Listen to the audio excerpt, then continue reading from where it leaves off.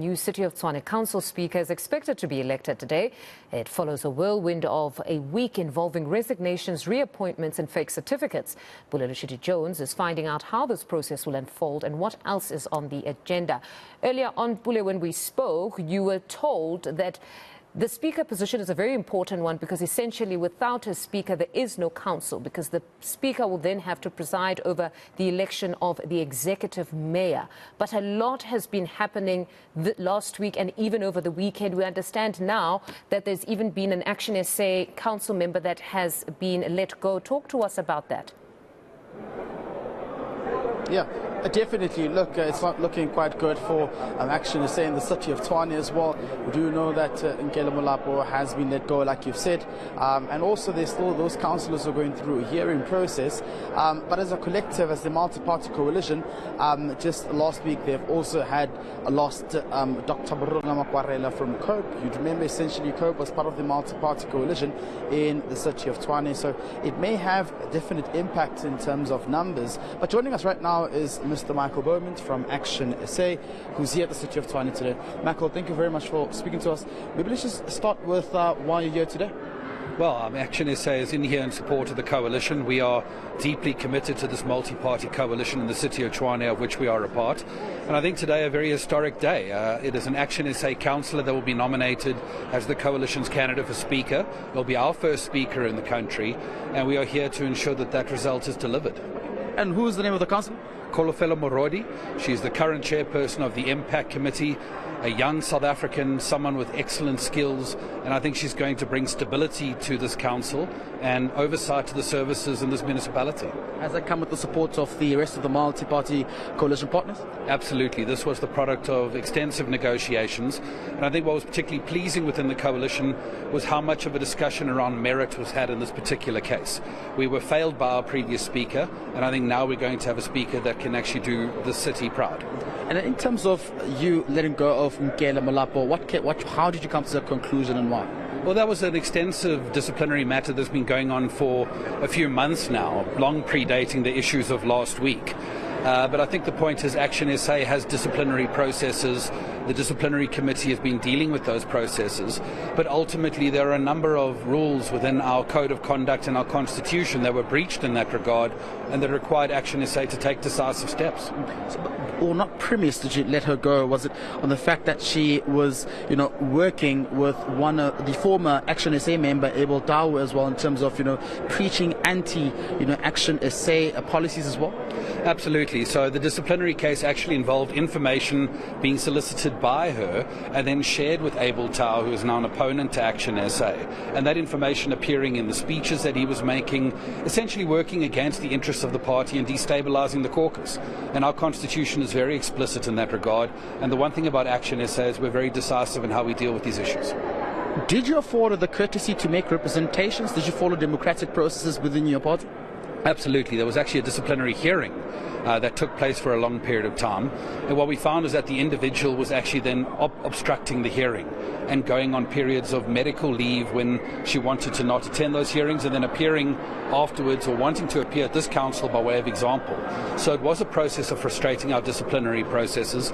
And at the end of the day, Action SA as an entity has a constitution. All members sign on to it and they must be held against that constitution standards. You've let go of eNCA Molapo right now. There are still those councillors who are going through a hearing process in Action SA.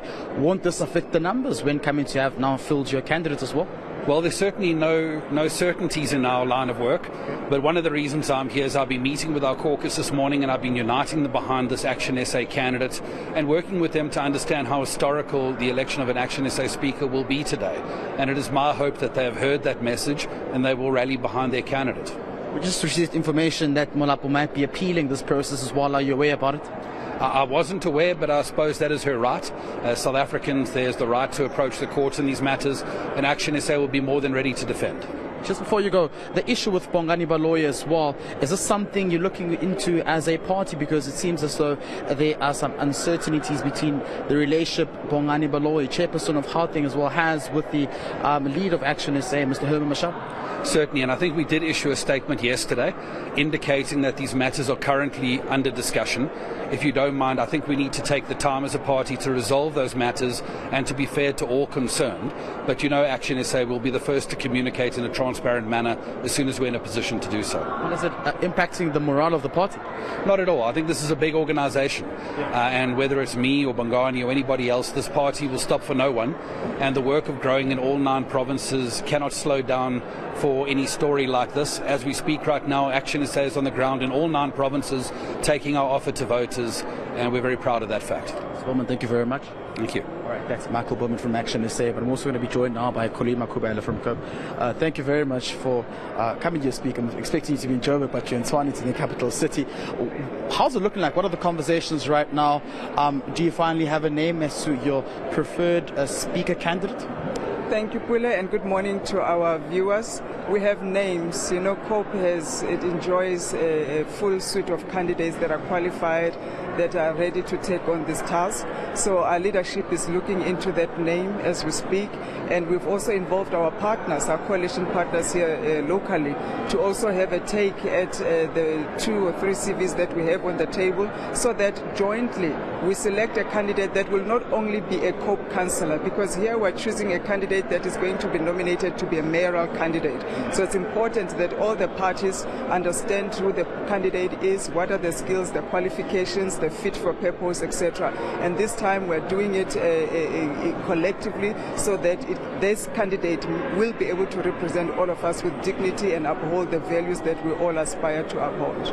Are your partners now hopeful that you'll field in a candidate with no background issues as well? I mean, we saw what happened with the former mayor, Dr. Murunga Makwarela. It was quite unfortunate for the party. Are you hopeful this time that you will field a member with that, list of integrity as well? Look, it's not about being hopeful. It's about knowing the processes that we go through. And also with Dr. Makwarela, we always said, we've come to a conclusion, even with our partners, that most parties actually have not been through this process of vetting to this detail, where you go beyond just declaration, where if somebody says I'm sequestrated, what do you ask for, what do you look for, and what do you approach the courts for? So we're all evolving collectively, because the dynamics of politics have changed. It's no longer one majority party that is ruling, and I'm sure a lot of people are sitting with the same issues, and some parties have also alluded to it, that they look into it. So it's not just a COPE issue being hopeful. We are tackling our processes now. We are wiser collectively, all of us more enlightened, and backgrounds will check, but there are certain things that you can't really detect and check at the point of entry for any candidate, whether they are coming in for an interview, for work, etc.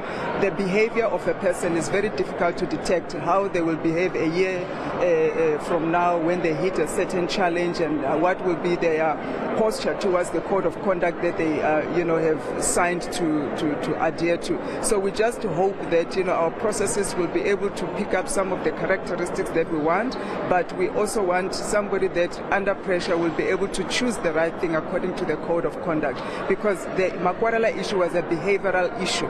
It was not really a party vetting issue only. It was a behavioral issue that hit him at a point where he had pressure, where his desires and ambitions overcame him, and he couldn't perhaps see himself outside of a mayoral position, and he went to certain lengths that he should not have. That it's difficult to control in a person. I mean, clearly if you speak about morality and behavioral issues as well, this also would then link to the fact that you will now strengthen your vetting processes as well.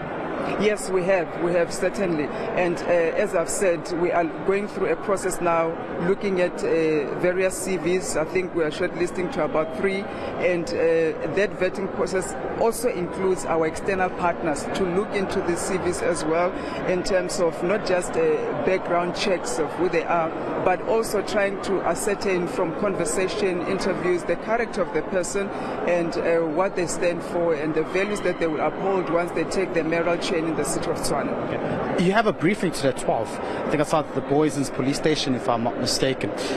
What's that briefing about? You don't have to get into the merits of the briefing, but overall, are you taking more action against Murunga Makwarela, who is now resigned as a member of COPE and a council as well? Look, that briefing is with our national leadership. I think let me leave it to them.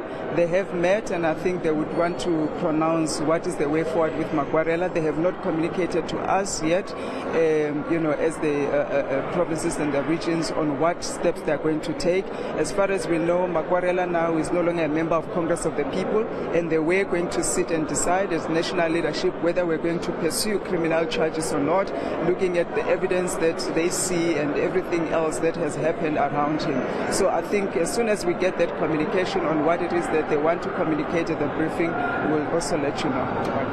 Thank you very much. That's of course Colleen Makubela from COPE just giving us feedback as to what is happening with the issue of Dr. Murunga Makwarela, who is now no longer a member of COPE as well and councillor as well. They have a briefing at 12 p.m. outside the Boys Police Station in Johannesburg.